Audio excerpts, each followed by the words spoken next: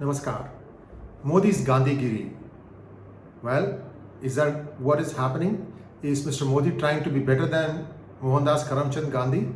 How else can one explain what is going on with the BJP party?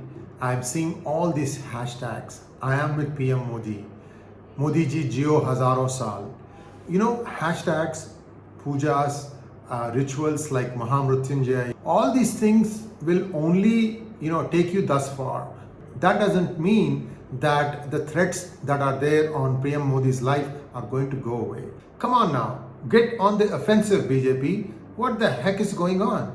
Don't you remember the story of Somnath? I am told that during the siege of Somnath, there were many times that Ghazni tried to attack and the fort held, and they would not allow the Ghazni rascals to get in, the plunderers to get in. But I believe this is a story that needs to be checked. I remember reading it very clearly, but please don't take my word for it. Go and look at history to know if it is true or not. I believe one time Mahmud of Ghazni was caught all alone in the Garbhagriha, and the Rajput soldiers were about to kill him. And guess what the chief priest of Somnath temple said? Please don't shed blood in the Garbhagriha.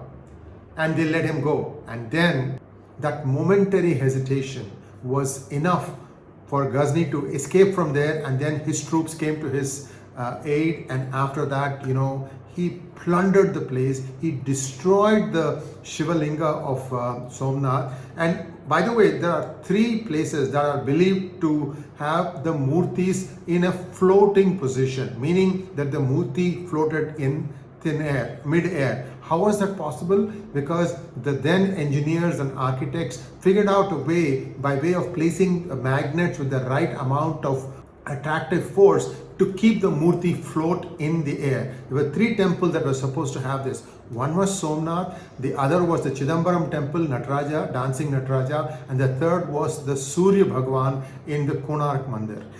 Those of you who may have read history can comment whether this is true or not. I believe that is the truth. But what Ghazni did was he plundered, he killed thousands of men, he took thousands of women and children, slaves, and he burnt down the Somnath, including he destroyed the Shiva Linga that was there. The whole temple had to be reconstructed from ground up. That is the kind of devastation that the guy wrought upon India. So my point in saying all this is, Modi ji can only be tolerant and patient for so long. You have to let the law and order do its work. Unfortunately or fortunately, law and order is a state subject. So each state is supposed to do the required action as far as possible. And in this case, as you see, amazingly, many of the non-BJP ruled states appear to be the ones who are allowing people a free run.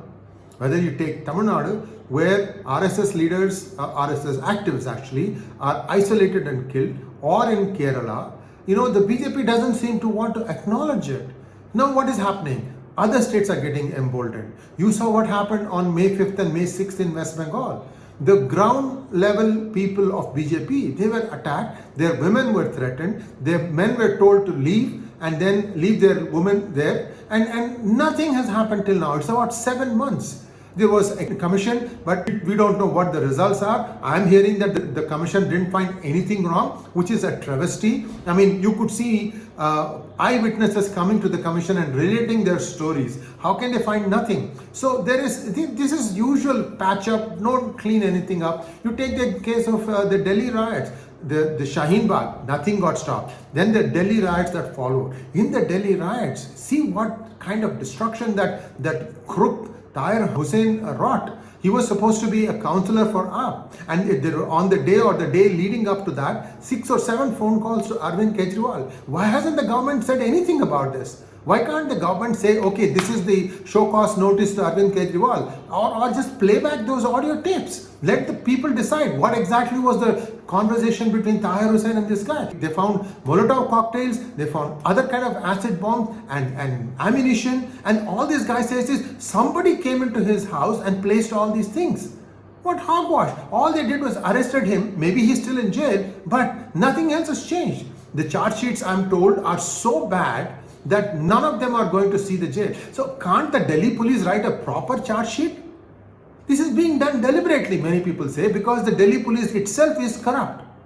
Also, I'm hearing that in many mohallas where there used to be people from Bihar and Bengal and UP doing daily trade, those people have been now replaced, thanks to COVID, by people from Rohingya as well as Bangladesh. So now you are actively being under siege. People have realized that if they attack that one city called Delhi, then everybody, the world takes notice. You have to let law and order do its job. And law and order is under the Home Ministry, and Mr. Amit Shah is responsible for that. And I'm still waiting to hear what he has done. Remember that if these things don't get solved, the foreign investment, the dreams of India to become a $5 trillion economy are not going to bear fruit. It's not easy. People are watching, and every day passes whereby the government just keeps playing defensive, playing like an opposition. Now I'm hearing that Prime Minister Modi may not even go to Tamil Nadu. That is very, very wrong.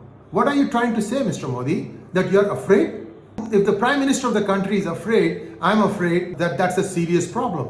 I don't understand how people can just say that, okay, just because something happened, there was a breakdown in law and order in Punjab, then the next visit they want to be abundantly cautious, and therefore the Prime Minister is not going to go. At this rate, he might not be able to leave his house. Is that what the country wants? Please think about it. Many of you I know will not be happy with this video, but I'm just trying to tell you how these things get projected, how the optics of this plays out. Don't just think that, oh, now we have done hashtags, yantras, we have done some pujas, then Prime Minister Modi is going to be fine. Just remember what happened in Somnath. Let that be a lesson. Now, also, this inaction, it only emboldens the crooks. You saw how temples are being destroyed in Tamil Nadu, and I can guarantee you that the same thing is going to happen in other states also. Chandrababu Naidu did it in Andhra Pradesh. Now, under Stalin, a lot of temples are getting destroyed. Kerala will do it. And I'm happy that Karnataka is trying to leave the temples alone, which is a good thing. But I'm afraid if the whip is not cracked and the states are told, look, the law is the same for everyone. You cannot take this kind of thing where the Hindus feel threatened, and thereby when they feel threatened, they will vote for BJP. Yes, that is a political mileage that you can extract. But there is a point where you have to also crack the whip and say, we are not going to allow these things to get out of hand. Because when they get out of hand, then both sides get inflamed. That's what we want to avoid. And if you don't do anything, countries like the United States, of which I am a citizen, will keep on coming up with bills like Islamophobia, where they'll falsely accuse India of practices of Islamophobia. The reverse is true. But tell that to the idiots sitting in Congress. Unfortunately, this is where the problem is. I am trying my best to also reach out to them and tell them their error, their ways are wrong. They are deliberately appeasing small sections of the society at the peril of the larger society. In fact, anyway, there's a different hangout that you can watch to understand what I am saying. But long story short, we are still waiting for the strong Modi.